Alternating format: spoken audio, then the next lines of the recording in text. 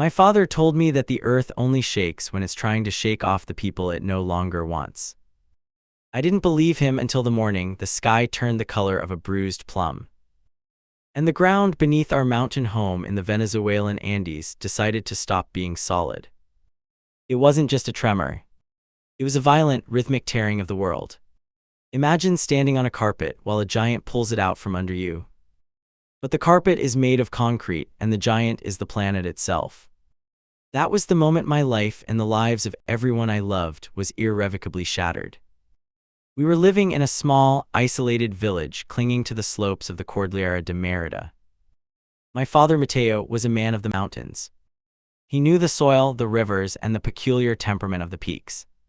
But he also carried a secret that had been gnawing at our family for years. It was a hidden debt, a shadowy connection to a land developer from Caracas, who had been pressuring my father to sell our ancestral orchards for a pittance. My father refused, and in response, the threats began. We thought we were fighting a man, but that Tuesday morning, we realized we were fighting something much larger. The first jolt threw me against the wall of our kitchen. My mother screamed, a sharp, piercing sound that was instantly swallowed by the roar of grinding stone. The house didn't just sway, it groaned like a living thing in agony. Plaster rained down like snow, and the heavy oak table, the heart of our home, split clean in half. I remember the sensation of weightlessness, followed by a sickening crash as the floor gave way. I tumbled into the darkness of the cellar, the air thick with the suffocating scent of pulverized limestone and damp earth. When I regained consciousness, the silence was more terrifying than the noise. The world above had vanished. I was buried under a tomb of rubble, my leg pinned beneath a support beam that had held up the kitchen floor. My first instinct was to call out for my parents, but my voice was a raspy, useless thing. I clawed at the debris, my fingernails tearing until they bled, but the wreckage was immovable. It was then I heard it, the sound of footsteps crunching on broken glass just above me. I assumed it was my father coming to save me. I shouted his name, but the footsteps stopped abruptly. A voice answered, but it wasn't my father's. It was cold, clinical, and chillingly familiar. It was the man from the city, the developer who had threatened us. He wasn't there to rescue anyone. He was there to ensure that when the dust settled, our land would be legally vacant. I held my breath, terrified that the slightest movement would give me away. Through a narrow gap in the ceiling debris, I saw the flickering beam of a flashlight. He was moving through the ruins of our home, not looking for survivors, but looking for the deed to our land, which my father kept in a hidden floor safe. He was picking through the wreckage of my family's life as if he were shopping in a market, stepping over the broken furniture and ignoring the muffled cries of my mother, who I could hear trapped in the rubble just a few feet away from him. The realization hit me harder than the earthquake itself.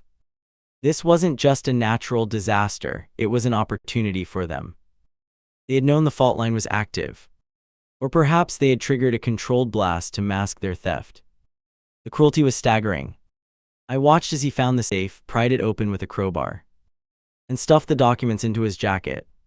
He turned his flashlight toward the corner where my mother lay. And for a heart-stopping second, I thought he would finish her off. Instead, he simply laughed, a hollow, triumphant sound, and walked away, leaving us to suffocate in the dark. The hours that followed were a blur of agony and psychological torment. My mother's voice grew weaker, then silent. I had to survive, not just to live, but to ensure that the man who had stolen our lives would face the consequences. I used a jagged piece of rebar to slowly chip away at the beam pinning my leg. Every movement sent waves of nausea through me, but I channeled the rage into every strike. I didn't care about the pain. I cared about the truth. By the time I clawed my way to the surface, the sun was setting, casting long, blood-red shadows over the ruined village. The landscape was unrecognizable. Roads were swallowed by landslides, and the village had been reduced to a splintered skeleton. I crawled through the debris, my body broken, my mind hardened into a singular weapon. I found my father in the rubble of the barn, barely breathing. His eyes clouded with the same realization I had reached. He had seen them too. We didn't wait for rescue teams that might never come. We moved through the mountains like ghosts, navigating the treacherous paths that The earthquake had transformed into obstacle courses of mud and shattered rock. Every step was a battle against my mangled leg and the crushing weight of grief. We were sustained only by the knowledge that the developer was waiting for the official word of our deaths so he could claim the land. We reached the nearest town 3 days later, exhausted and near death. We didn't go to the hospital, we went to the regional magistrate, a woman known for her uncompromising integrity. When we told her what we had witnessed, she didn't believe us at first. She thought we were delirious from shock. But then I reached into my pocket and pulled out the piece of the developer's jacket I had managed to snag when I crawled through the rubble near him. It was a fragment of high-end, custom-tailored wool that had no business being in a rural mountain village. The investigation was swift and brutal. The developer had been too arrogant to think that anyone could survive the mountain's fury. He had left a trail of digital breadcrumbs, believing that the earthquake would be the final, convenient witness to his crime. He didn't account for the fact that some people are born from the mountain, and like the mountain, they cannot be easily broken. We reclaimed our land, but the house could never be rebuilt. The orchard remains, a quiet, scarred monument to what we lost. My father passed away a year later, the trauma of that day finally taking its toll, but he died knowing that our family name remained attached to the soil he loved. I still walk those slopes every morning, listening to the ground. People ask me if I fear another earthquake. I tell them that the earth is just doing its job, shifting, changing, and eventually revealing the truth of what lies beneath. I've learned that survival isn't just about breathing or finding water. It's about holding onto your story when everyone else wants to bury it. When the ground beneath you splits open and the world turns against you, you have two choices. You can let the rubble become your grave, or you can use it to build a pedestal for the truth. I chose the truth. But I have to ask you, if you were stripped of everything you owned in a single, violent moment, would you spend your last ounce of strength fighting for justice?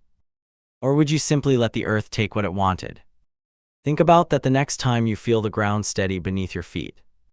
Because sometimes the most dangerous things aren't the disasters themselves, but the people waiting in the wings to profit from them. Could you have survived the betrayal as well as the quake? Let me know your thoughts in the comments below.